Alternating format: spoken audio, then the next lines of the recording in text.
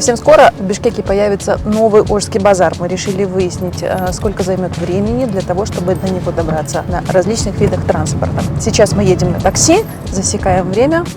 Поехали! Итак, мы приехали на строящийся новый Ошский рынок. Дорога заняла около 25 минут, с учетом того, что сейчас нет пробок по городу.